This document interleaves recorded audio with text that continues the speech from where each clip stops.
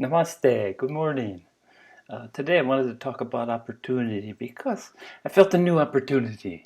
I thought about doing a podcast, but then I looked and I had to set a studio and do editing and submit, blah, blah, blah.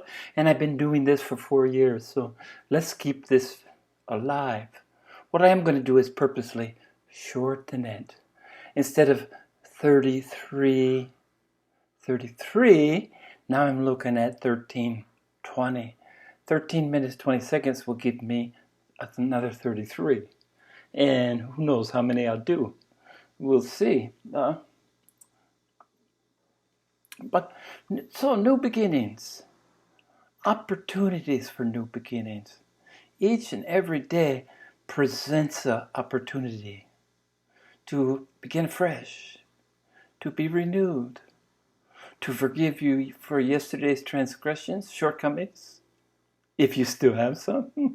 Hopefully not, but I know each day I have some things to forgive myself for. And then once you forgive yourself, you empower yourself to truly forgive and forget about others. But it has to start at home, like everything. So I used to always talk about, spiritual journey, and I really thought like one step in front of the next step in front of the next step, which at a certain level is definitely true. Peaks and valleys, all these kind of metaphors. But what was the consistent was that it wasn't from outside, it was only from inside that you can find the true self, the all-consuming, the Brahman, the God, the Buddha. The Atman is your personal version, your personal expression of the Brahman consciousness, of God consciousness. And it's about lifting veils. The first few veils, when you're beginning, this is a new opportunity. The first veils are very thick. It's like a blindfold. Can't see anything, and then all this left is the thoughts. If you block off your vision, you'll notice that your thoughts, for most of us, seem to be amplified. So you get more in your head. If you deprive yourself of any of the senses, you'll find that you plug your ears, you plug your mouth. You don't touch, you don't feel, you don't taste. Your thinking will only increase. So what we want to do is enhance these senses. The seer of the seen, the hearer of the hearing, the feeler of the touching. You need to get rid of objects. You need to find the subject, the silent witness. Subject is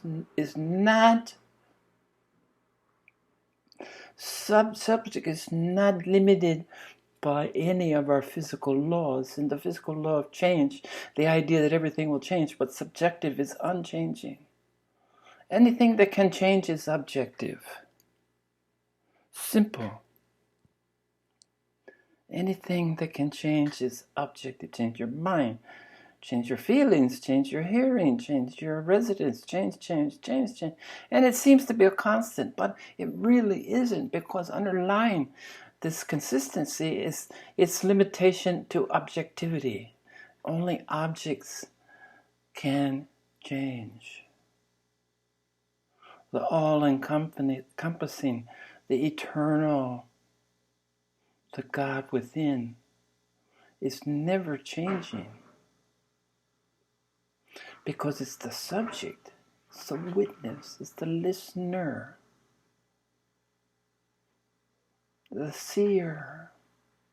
So we need to refine our senses, and it seemed to me lifting the gunny sack, that you possibly get real rough and tough gunny sack, and lifting that, and there'd be a slightly less dense veil until gradually you start to see light, some light in the shadows. And it appears to me that these veils, there's always another one to lift. It becomes more gossamer, more finer, as you work on getting rid of the heavier, denser, thicker ones. But it's this process of unveiling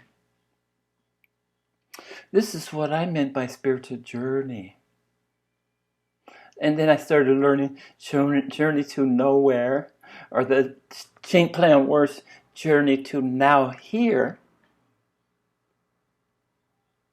which is still journey to now here, journey to nowhere, because there's nowhere to go.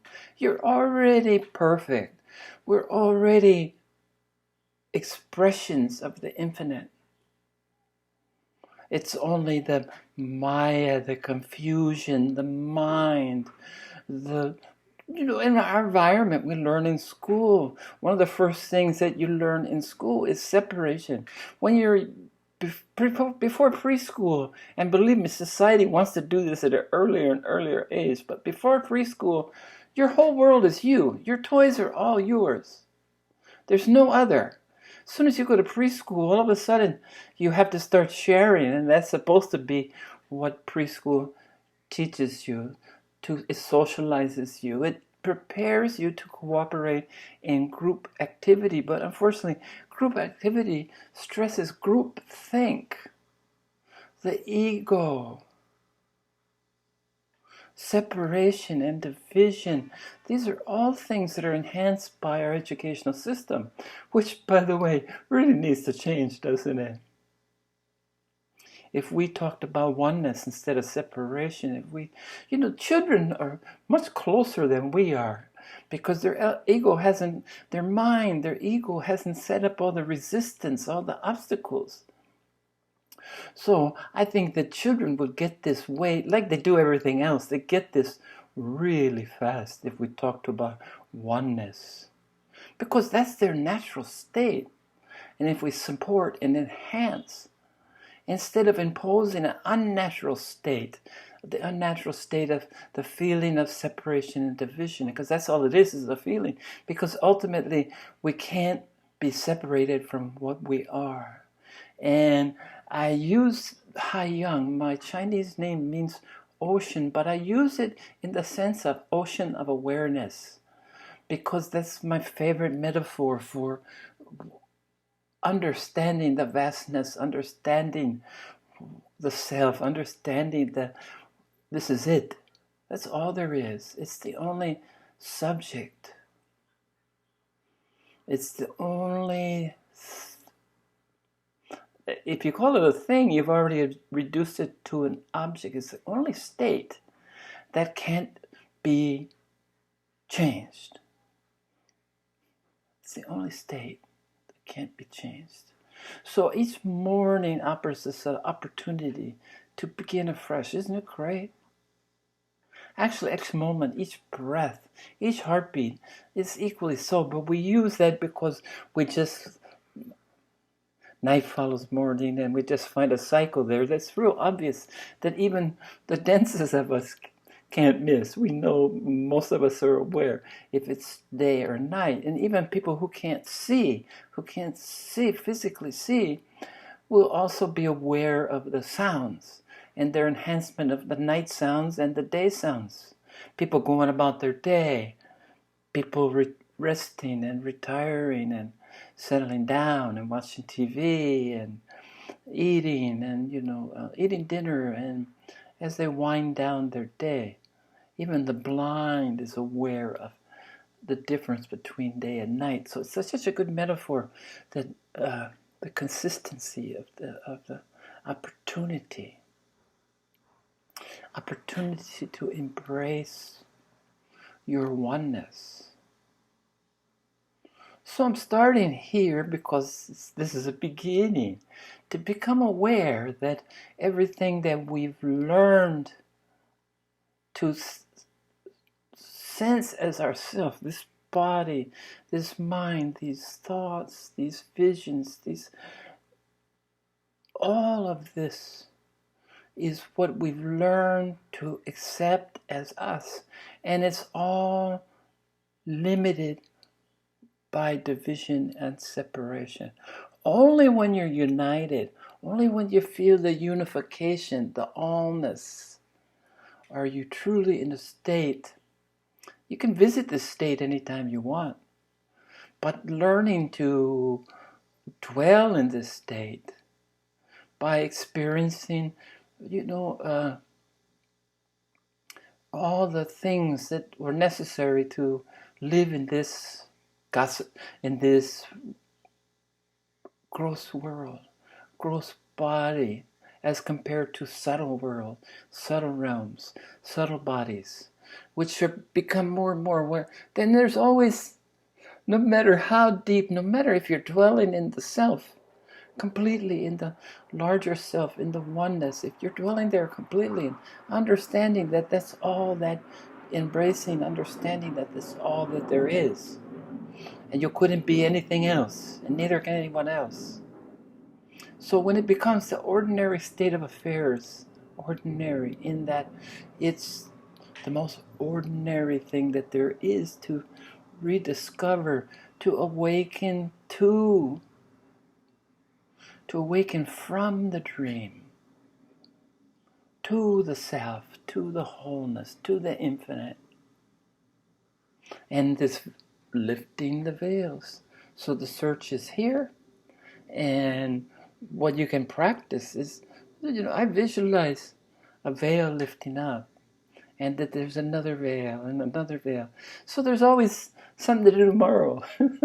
But tomorrow's not coming, it's only now. But there's something to do in the next now, if such a thing is possible. There's something, it's never ending. And it'll get pretty boring if you thought about it. There I am, and now what? Again, engage. You have to engage in life. You have to do what's necessary to sustain the body, to sustain the senses, to sustain the mind, so that you can do the real work that we're here for.